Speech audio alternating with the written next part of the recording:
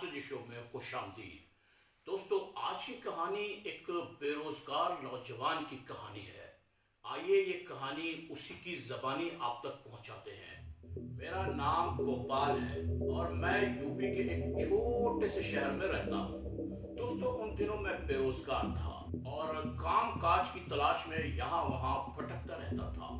میں نے بہت سے لوگوں سے کہا کہ مجھے کوئی چھوٹی موٹی جاب دلا دیجیے، لیکن دوستو کسی نے بھی مجھے نوکری کے لیے نہیں بلایا۔ اور پھر میری ملاقات ہوئی وسیم بھائی سے۔ وسیم بھائی میرے ایسے دوست تھے جنہیں میں ایک ہمدرد اور سچا انسان سمجھتا تھا۔ میں نے وسیم بھائی سے کہا کہ میرے حالات بہت ہی مشکل سے گزر رہے ہیں، مجھے کہیں کوئی چھوٹی موٹی جاب دلا دیجیے۔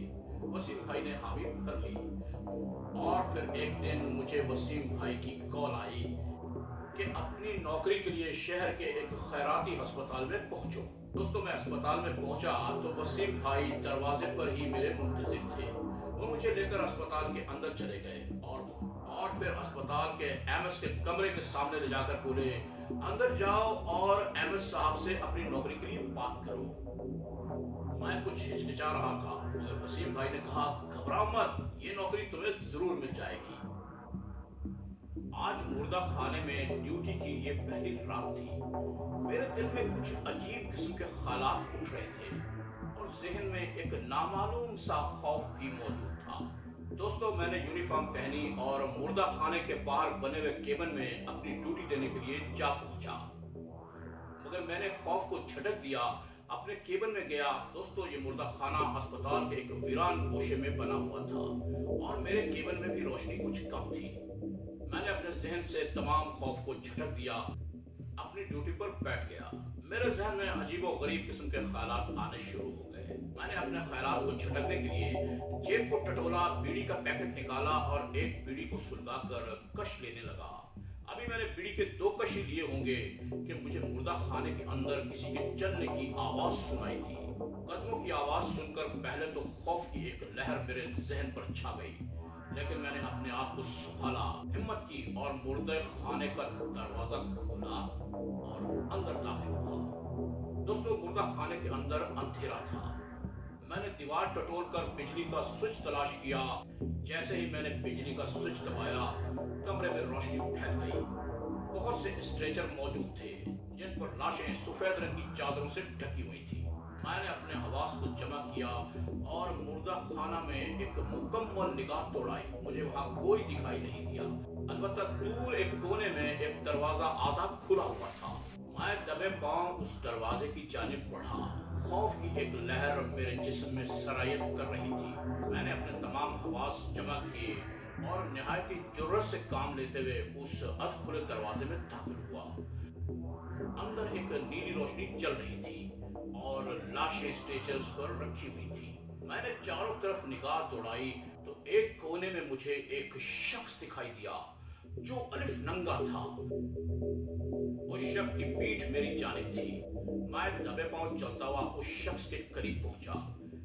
میں نے اپنا ہاتھ اس شخص کے کندھے پر رکھنا چاہا، پیچھے سے ایک ہاتھ میرے کندھے پر رکھا گیا ہو۔ ایسا لگا جیسے بجلی کا کرنٹ میرے سارے جسم میں دوڑ گیا ہو۔ میں خوف سے پتھرا رہا تھا مگر ہمت سے کام لیتے ہوئے میں نے واپس مڑ کر دیکھا، وہاں وسیم بھائی کھڑے مسکرا رہے تھے۔ مجھے دیکھتے ہی بولے، دوست آدھی رات کے وقت مردہ خانے کے اندر مت آیا کرو۔ میرے منہ سے نکلا، جی وسیم بھائی۔ میں نے سوچا یہ وسیم بھائی ہی تھے جن کے چلنے کی آواز سن کر میں یہاں آیا ہوں۔ میرے علم کے مطابق وسیم بھائی اسی اسپتال میں ہی نوکری کرتے تھے۔ وسیم بھائی نے مجھے کہا، جاؤ اور جا کر اپنے کیبن میں ڈیوٹی کرو۔ میں واپس آیا، اپنے کیبن میں بیٹھ گیا۔ پوری رات میرا ذہن عجیب بے چینی میں گرفتار رہا۔ میں بیڑی پر بیڑی پیتا رہا اور پھر صبح ہو گئی۔ صبح جب میں اپنے کیبن سے نکل کر گھر کی طرف جا رہا تھا، ایم ایس صاحب اسپتال میں داخل ہوئے۔ مجھے دیکھتے ہی مسکرائے اور بولے، ہیلو ینگ مین، کیسی رہی پہلی رات؟ سر رات تو گزر گئی لیکن میں خامخواہ ڈر گیا تھا۔ وہ وسیم بھائی تھے۔ کون وسیم بھائی؟ کیا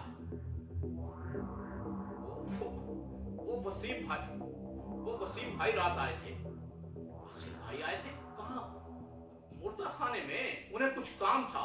میں मैं समझा नामालूम कौन शख्स अंदर चल रहा है। क्या कहा? तुमने वसीम को चलते हुए देखा?